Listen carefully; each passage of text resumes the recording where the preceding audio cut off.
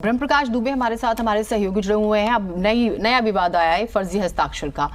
ब्रह्म प्रकाश, अभी क्या हुआ फिर इस पूरे मामले में, क्योंकि सिलेक्ट कमेटी के पास भेजना था इस बिल को, और क्या ऐसा नियम है कि सांसदों के साइन जरूरी है या वर्बली बातचीत भी हो गई उसके तहत भी जो है सिलेक्ट कमेटी में भेजा जा सकता है? ये पूरी कंट्रोवर्सी दरअसल है क्या?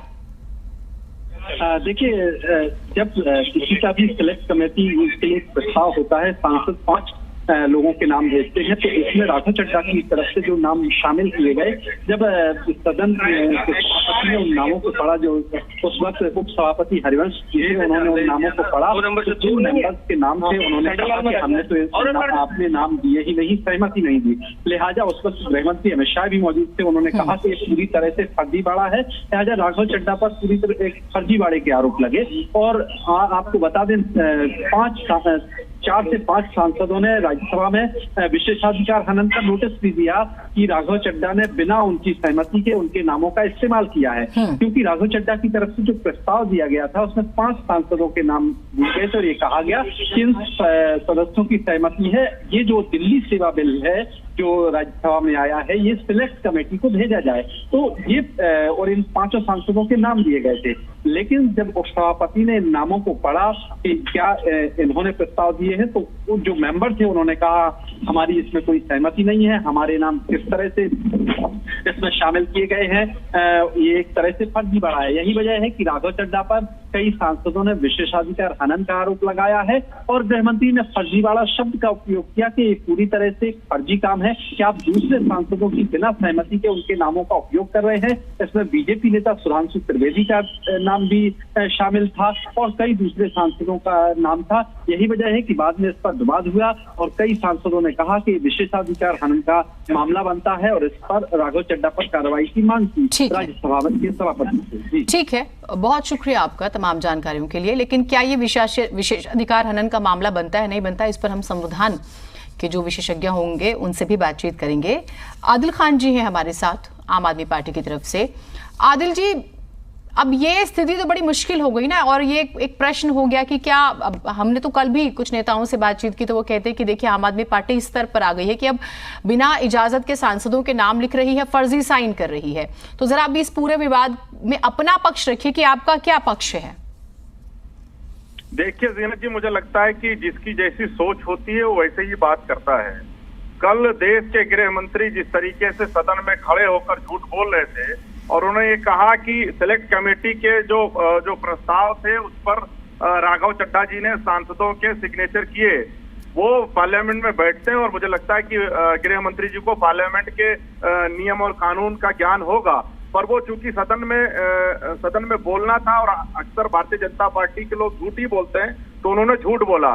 सबको पता है कि इस तरीके के प्रस्ताव पर सिग्नेचर नहीं होता है, ना ही इनके सिग्नेचर किए गए थे। दूसरी चीज कि ये संसद के अंदर एक परंपरा रहती है कि सिलेक्ट कमेटी के नाम पर प्रस्ताव भेजा जाता है, और वो अक्सर लोग भेजते हैं, उसमें जिनका नाम भेजा जाता है वो प्रस्ताव होता है, अगर उनको स्वीकार नहीं होता है तो अस्वीकार कर देते हैं कि मैं इसमें नहीं वो करना चाहता हूं। तो ये कोई बहुत बड़ा इशू नहीं है, पर चूंकि भारतीय जनता पार्टी राघव चड्ढा जी से जिस तरीके से कल हम सब ने देखा कि किस तरीके से देश के गृह मंत्री अमित शाह जी पर्सनल खुन्नस निकालने में लगे थे, वो नहीं चाहते हैं कि राघव चड्ढा जी संसद के अंदर रहें, उनकी सदस्यता लेना चाहते हैं। जिस तरीके से इन्होंने राहुल गांधी जी की सदस्यता ली, उसी तरीके से अब राघव चड्ढा जी की सदस्यता लेने पर भारतीय जनता पार्टी और अमित शाह जी जुटे हुए हैं। पर मैं एक चीज कहना चाहता हूं आपको, अगर राघव चड्ढा जी से इतनी दिक्कत आपको सदस्यता लेनी है, ले लीजिए, वो फिर चुनकर आ जाएंगे। पर आप अगर ये सोचते हैं कि आप किसी की आवाज को दबा लेंगे, आप किसी को बोलने नहीं देंगे, आपकी तानाशाही चलती रहेगी, क्या नहीं हो सकता।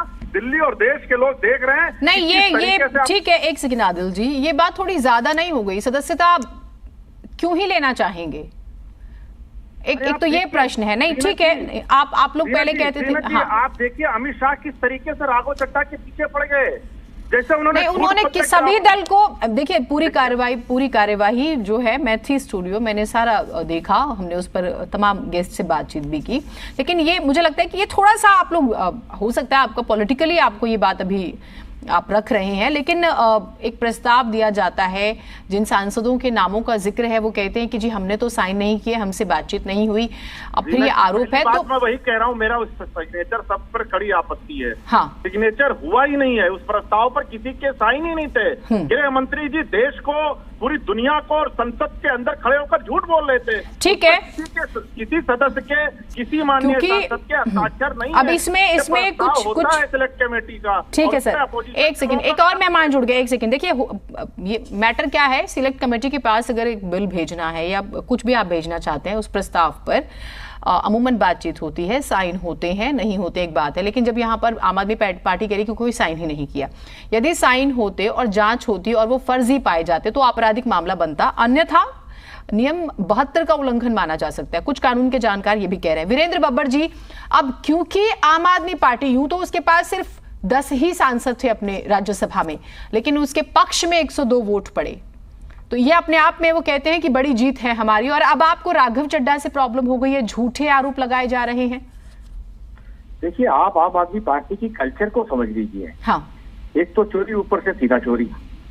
जिस प्रकार से आप बात कर रहे हैं, अभी मैं जिस प्रकार से सुन रहा था आम आदमी पार्टी के प्रवक्ता को कि अमित शाह देश को मिसगाइड कर रहे हैं, और आज सवेरे से इनके अलग अलग नेता कह रहे हैं कि हमने तो नाम डाल दिया था, अगर आपको पसंद नहीं था तो आप वापस दे लेते। भाई, मेरा नाम मुझसे पूछे बिना क्यों डाल दिया आपने? ठीक बात। आपको किसने अधिकार दिया? और सिग्नेचर अथॉरिटी वाली बात, क्योंकि ये संसदीय परंपरा क्या कहती है, संसद के कानून क्या कहते हैं, अगर इस प्रस्ताव से कोई प्रस्ताव आता है तो उसकी फॉर्मेलिटीज क्या होती है, मुझे जानकारी नहीं है। आदिल को होगी, भाई को पता नहीं मुझे। पर मेरा ये कहना है, सीधी सी बात है कि यदि किसी व्यक्ति का आप नाम डाल रहे हैं तो कम से कम उससे कंसेप्ट तो देंगे ना सर। तो बिना कंसेप्ट के अगर आप नाम डाल देते हैं, एक तो आप गलती करते हैं। होना तो ये चाहिए था कि गलती हो गई, सब ठीक है, मैंने अनजाने में, ब्लाइंड फेथ में, विश्वास में आपका नाम डाल दिया था, मैं माफी चाहता हूँ, मेरे से गलती हो गई। तो परंतु गलती नहीं मानेंगे हम, क्यों? क्योंकि हम दिल्ली के मालिक हैं। एक तरफ दिल्ली के मालिक वाली परिपाटी चल रही है, एक तरफ प्रधान सेवक वाली परिपाटी चल रही है। दिल्ली के मालिक कहते हैं केजरीवाल खुद को, प्रधान सेवक कहते हैं देश के प्रधानमंत्री नरेंद्र मोदी जी खुद को। नहीं, मुख्यमंत्री कहते हैं मैं दिल्ली का बेटा हूं। रात भी जो प्रेस कॉन्फ्रेंस, जब वो मीडिया के सामने आए थे तो उन्होंने यही कहा था कि मैं दिल्ली का बेटा हूं, और प्रधानमंत्री के लिए कहा था कि वो नेता है, जनता नहीं चुन रही है, इसलिए बैकडोर से कंट्रोल करने की कोशिश। इस प्रकार से हर पल अपने बयानों को बदलना, क्या आपने वो देखा नहीं था जिस प्रकार से इन्होंने कहा था, अरे दिल्ली के मालिक हम हैं, दिल्ली का फैसला हम करेंगे। कभी आप दिल्ली के मालिक बनो, कभी आप बेटे बनो, कभी अपनी व्यवस्था से। और मैं पूछता हूँ, जिस प्रकार से आज जो परिस्थितियां हैं, जो वातावरण है, जो हालात है, अभी भी आज भी जिस प्रकार से संसद का समय खराब किया जा रहा है, ये जो अविश्वास प्रस्ताव लेकर के आए हैं, ये बात करते हैं मणिपुर की बात करते हैं। मणिपुर की कीजिए ना, कौन मना करता है? राजस्थान को साथ में जोड़िए ना, पश्चिमी बंगाल को साथ में जोड़िए, देश के हर उस हिस्से के अंदर जहां जहां इस प्रकार की घटनाएं बन रही हैं उनको साथ में जोड़ करके चलिए ना। देश का हित कैसे होगा? मणिपुर जैसी घटना किस राज्य में है सर? एक सेकेंड। एक तो ये कि अविश्वास प्रस्ताव की नौबत क्यों आई, दूसरा ये कि मणिपुर जैसे हालात देश के किस राज्य में है? अगर आप बलात्कार के सामने बलात्कार रख रहे हैं तो शायद मुझे लगता है मुझे इसके आगे कुछ कहने की जरूरत है, लेकिन मणिपुर जैसे हालात कहां पर है सर? सवाल बलात्कार का नहीं है। इस प्रकार से जब परिस्थितियां होती हैं, जिन वीडियो को आप दिखा रहे हैं, जिस प्रकार से चाहे वो बलात्कार हो, चाहे वो जिंदा जला देने की घटनाएं हो, ऐसी अनेकों अनेक घटनाएं, जिस राजस्थान के अंदर अभी जिंदा जला दिया गया बच्चे को, क्या वो घटना कम विवेक मानी जाएगी? इस प्रकार से घटनाएं हो रही है। देखिए, सवाल ये है, मैंने क्या कहा आपको, जहां जहां गलत काम हो रहा है उन सबको लेकर के आइए ना, गलत कीजिए ना, क्या दिक्कत है? चर्चा होनी चाहिए। ठीक है, आप रहिए हमारे साथ। सुनिए जल्दी। हाँ, जहां पर गैर भाजपा सरकारें हैं वहां कुछ भी हो जाए वो सब बढ़िया है। नहीं सर, कैसी बात कर रहे हैं सर, कैसी बात कर रहे हैं? आप लोगों के लिए ये होता होगा ना कि कहाँ पे बीजेपी है, कहाँ पे बीजेपी नहीं है, BJP ruling states, non BJP ruling states. Sir ये कितनी गलत बात है, ये कितनी गलत बात है। नहीं अभी देखिए, नहीं सर, हमारे लिए तो सुनिए सर, इतना असंवेदनशील प्लीज ऐसी बातें मत कीजिए। पार्टियां आती जाती रहेंगी, सत्ता बदलती रहेगी, जनता परेशान है। डॉक्टर अनित सिंह है हमारे साथ। सर एक सेकेंड, मैं उन्हें भी एक बार शामिल कर लेती हूँ। डॉक्टर अनित सिंह, अब ये जो नया विवाद आया है राघव चड्ढा को लेकर, इस पर कांग्रेस पार्टी किस तरह से देख रही है? क्योंकि आपके तो बड़े नेता सदन में थे, पूरी जब कल बहस हुई और जब जवाब भी दे रहे थे, गृह मंत्री मल्लिकार्जुन खड़गे साहब भी थे, कई ऐसे मौके आए जब वो डिफेंड करते हैं और इमरजेंसी से लेके सब कुछ जो है रखा। ऐसा लगा कि जैसे कांग्रेस और बीजेपी की फाइट चल रही थी, कल तो यही लग रहा था सदन में। क्या ये विशेषाधिकार हनन का मामला बनता है जिसको लेकर बीजेपी अटैकिंग है राघव चड्ढा पर? देखिए जीनत जी, मैं आपके दर्शकों के माध्यम से बता दूं कि ये जो सिंबोलिज्म की लड़ाई हो रही है, दिल्ली का बेटा, गंगा का बेटा, दिल्ली का मालिक, इन सब चीजों में हमें नहीं पड़ना चाहिए। जो विशेषाधिकार हनन का मामला है वो जो सभापति हैं सदन के, वो डिसाइड करेंगे कि इसमें क्या गैर कानूनी है, उसके हिसाब से जो भी इसमें कार्रवाई बन पड़ती है वो होनी चाहिए।